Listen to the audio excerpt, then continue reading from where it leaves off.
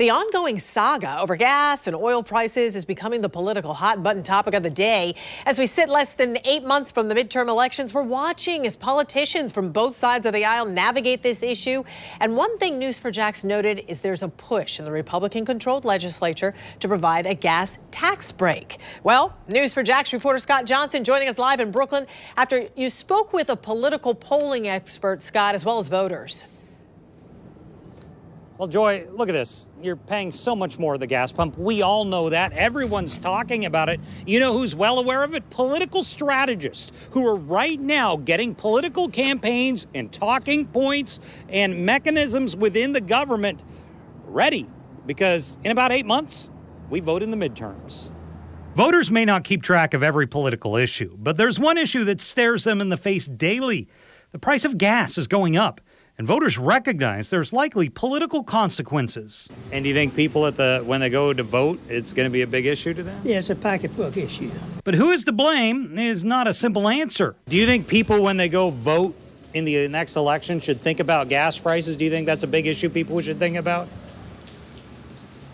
Well, no, because we done went through some Republicans that gas prices was up, some Democrats. Just a part of life we got to deal with. I talked to Michael Binder, a political pollster from the University of North Florida.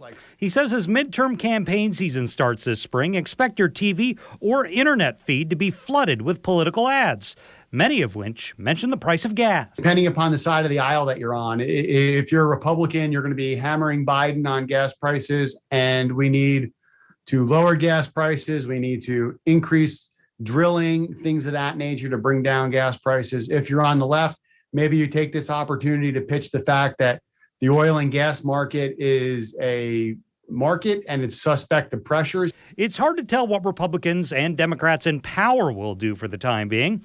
Look at what the Republican-dominated state of Florida is considering, using $200 million of stimulus money to give Governor DeSantis for a gas tax break. And get this, the tax break would likely take effect in October, weeks before the midterms. I certainly think if there was real concern about the consumers and immediately relieving some of the burdens of the cost of gas, you might want to make that kick in a little sooner.